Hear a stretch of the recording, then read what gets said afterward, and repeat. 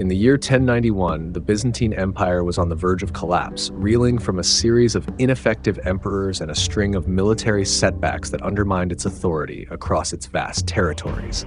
The troubles began 2 decades earlier, when Emperor Romanos IV Diogenes led a disastrous campaign against the Seljuk Turks at the Battle of Manzikert in 1071. This encounter resulted in a catastrophic defeat for the Byzantine forces, which not only diminished the empire's military strength, but also saw Romanos IV himself captured by the enemy. Upon his eventual return to Constantinople, he faced widespread disdain and was promptly overthrown in a coup led by disillusioned factions within the court. In the aftermath of Romanos IV's ousting, the empire fell into the hands of the turbulent Dukas dynasty. The Dukas line proved to be plagued by incompetence, marked by political infighting and strategic blunders. Over the next 20 years, the empire entered a period of turmoil. The military ineptitude of the Dukas rulers was glaringly evident as they suffered additional humiliating defeats in critical regions such as Italy, the Balkans, and Anatolia, further eroding Byzantine strength and prestige. Against this backdrop of chaos, Alexios I Komnenos emerged as a decisive figure. In 1081, seizing the opportunity presented by the empire's internal strife, he orchestrated a bloodless coup that led to his ascension to the throne. Alexios was determined to restore the empire's former glory, implementing a series of reforms to stabilize the government and reinvigorate the military. His rise marked a critical turning point in Byzantine history, as he began to reverse the decline that had plagued the empire for so long. One of the early and significant military challenges faced by Emperor Alexios I Komnenos was the aggressive encroachment of the Pecheneg and Cuman armies in the Balkans. The Pechenegs, a Turkic nomadic populace known for their formidable cavalry and warrior culture, primarily adhered to shamanistic traditions for much of their history. However, by the 12th century, there was a notable shift as many began converting to Islam, altering the dynamics of their interactions with neighboring states and empires. The historical context behind the emergence of these nomadic groups into Byzantine territory is deeply rooted in geopolitical shifts of the time.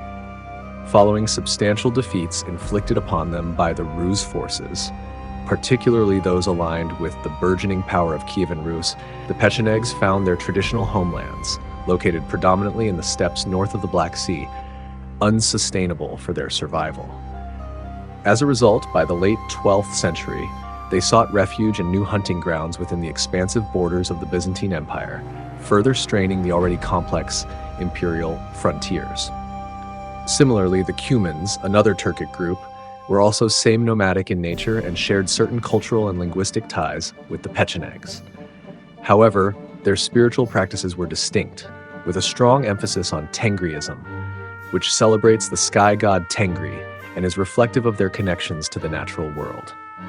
This adherence to Tengri beliefs influenced their societal structures and interactions with neighboring tribes and empires, including the Byzantine Empire. The Cumans were engaged in significant conflicts with numerous rulers of the Rus, demonstrating a greater degree of success in these encounters compared to their adversaries.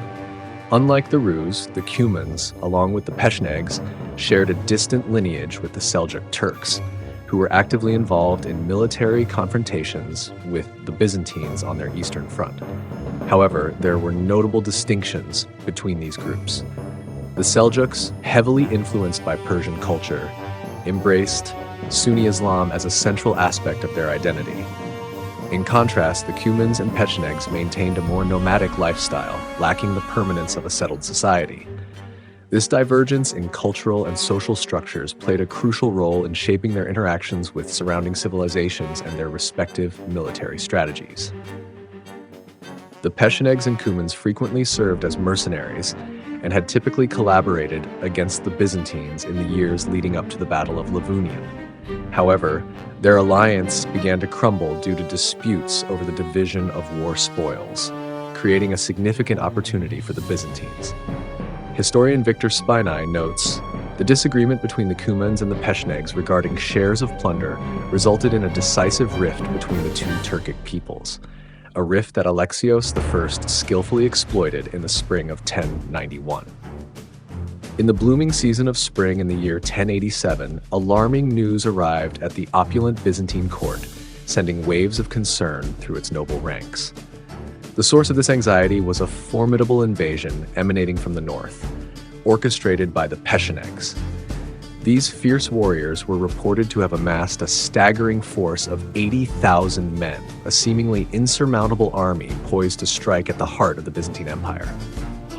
Seizing the opportunity presented by the Byzantine Empire's precarious political and military situation, the Pecheneg horde commenced their relentless advance toward the illustrious city of Constantinople. As they journeyed southward, they left a trail of devastation in their wake, plundering the northern Balkans with ruthless efficiency. Towns and villages fell victim to their assaults, and the cries of the beleaguered populace echoed across the land as homes were set ablaze and valuables stripped away. The Byzantine authorities, sensing the escalating threat, scrambled to mobilize their defenses and rally their forces. Tension filled the air as the empire braced itself for what could be a cataclysmic confrontation between the mighty Byzantine legions and the overwhelming numbers of the Pecheneg invaders.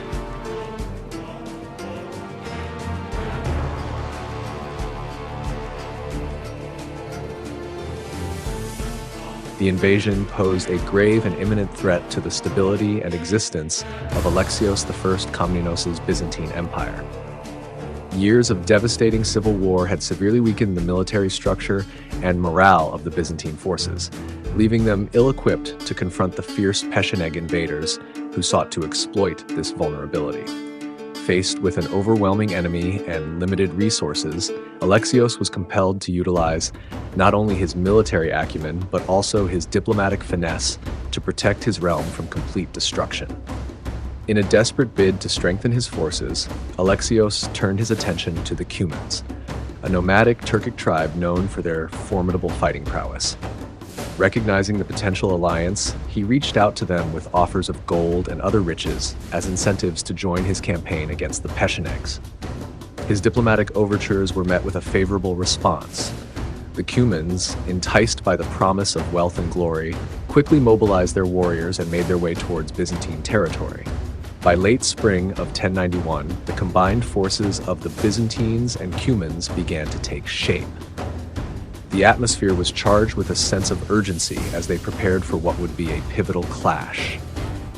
On Monday, April 28, 1091, the United Army, now bolstered by the swift arrival of the Cuman contingents, made its way to the Pecheneg camp situated at Levounion, strategically located near the banks of the Hebros River. This moment marked a crucial turning point as Alexios and his allies steeled themselves for the imminent confrontation with the Pechenegs, determined to restore order and protect their territories at all costs.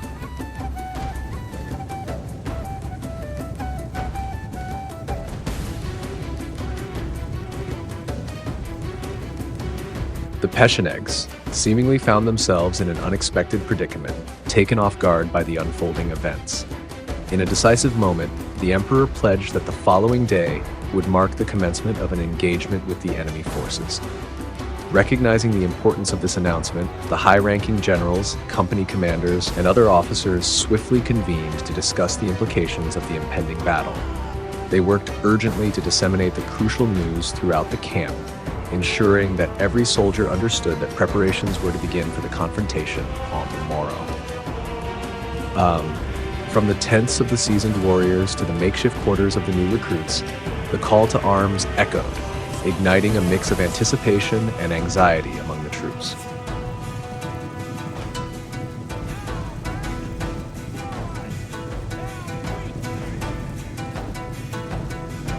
On April 29, 1091, at the foot of the formidable Levounion, the vast army prepared for battle, meticulously organizing its ranks and forming a solid line of soldiers ready for the impending conflict. The emperor, resolute and dressed in his battle regalia, positioned himself at the forefront of the formation, embodying the leadership and strength of the forces gathered. Commanding the right wing was George Palaeologus, a seasoned leader known for his tactical prowess, while Constantine Dalasinus took charge of the left wing, his reputation for bravery preceding him. Each general understood the weight of their responsibility as they positioned their respective troops, ensuring that every man was ready for the challenge ahead. To the right, the Cumans, fierce and proud warriors, stood alongside Monastras, who was clad in gleaming armor that reflected the morning sun. From their elevated position on the higher ground, they could survey the battlefield, their collective presence a formidable obstacle for the enemy. The air was thick with tension as the army awaited the signal to commence the clash that would determine their fates. As the sun began to rise over the battlefield, illuminating the tense faces of soldiers, the Cumans observed the Roman emperor meticulously organizing his troops. Recognizing the strategic maneuvering of the emperor, they hustled to arm their own warriors, swiftly preparing a battle line that reflect their unique military traditions and tactics. Positioned on the left flank was Uzas, a seasoned leader known for his ferocity in combat, while to the west, Gumbertopoulos commanded the Celtic contingent, ready to engage in the fray. The diverse mix of forces highlighted the tactical alliance among the Cumans, each unit brimming with anticipation for the upcoming clash. Meanwhile, the emperor's army resembled a formidable bastion, its ranks of infantry standing shoulder to shoulder, their shields interlocked to create an unyielding wall. On either side, squadrons of cavalry poised for action added a dynamic layer of offense and defense, waiting for the signal to charge.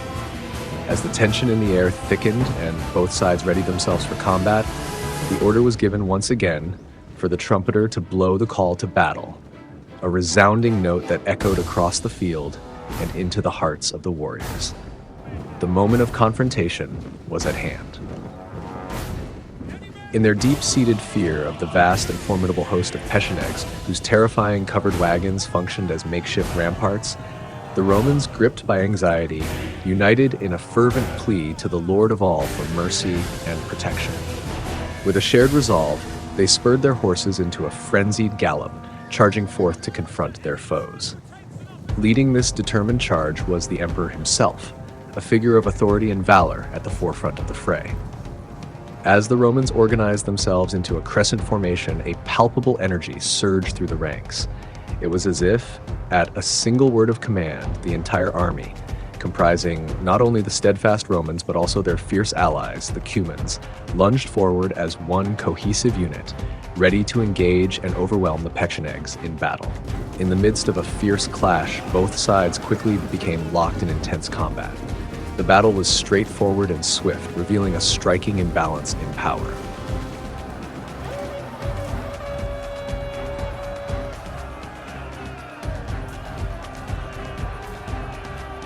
Without hesitation, Emperor Alexios directed the ensign to position himself with the Cuman allies, firmly holding the imperial standard as a signal of the empire's authority and unity. By this time, the Pecheneg line was already in disarray, struggling to maintain coherence. As the two forces engaged at close quarters, the scene turned gruesome. The violence and chaos were unparalleled. Overwhelmed by the relentless assault, the Pecheneg soldiers appeared almost abandoned by fortune, their ranks shattered and vulnerable. Their opponents, though clearly gaining the upper hand, began to tire, worn down by the constant barrage of sword strikes and the demands of relentless combat. Emperor Alexios, displaying both tactical acumen and personal valor, plunged directly into the heart of the Pecheneg forces. His presence was both strategic and intimidating, as he led whole regiments to break through enemy lines. With each strike, he instilled terror not only in those close by, but even in distant ranks, his fierce cries echoing across the battlefield. The emperor's actions decisively contributed to the Pecheneg's collapse, turning the tide of the battle in favor of his forces.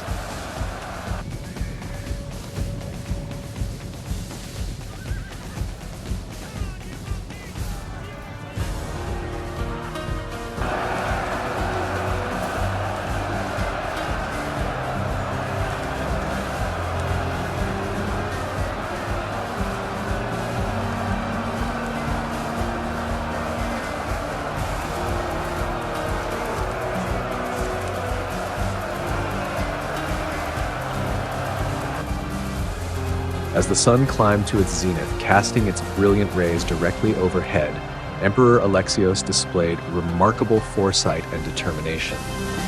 Recognizing the dire need for sustenance, he promptly dispatched scouts with the crucial task of gathering the local peasants. These individuals were asked to fill wineskins with water, a precious resource at this critical time. They hurriedly loaded these skins onto their own mules and made their way to the waiting army. In a show of solidarity, the villagers, even those who had not been explicitly called upon for assistance, felt compelled to join the effort. Their eagerness to support the warriors who had risen against the terrifying threat posed by the Pechenegs was palpable. Some carried heavy water jars, while others brought forth wineskins, and many improvised with whatever vessels they could find in their homes. This outpouring of communal support created a vivid scene as the fighters gratefully accepted the refreshing liquid, taking small sips to rejuvenate themselves before re-entering the heat of battle. What unfolded on that fateful day was nothing short of extraordinary. A large population, not merely counted in tens of thousands, but rather in boundless multitudes, men, women, and children alike, found themselves caught up in the tragic events of the day. By the end of the combat on that Tuesday, the 29th of April, an entire community was tragically decimated. The Byzantines even composed a burlesque lament, capturing the essence of the situation with the refrain, "All because of one day the Scyths never saw May." In the aftermath, the Pecheneg forces were nearly annihilated. Most of the few who survived were taken captive, destined for a life of servitude.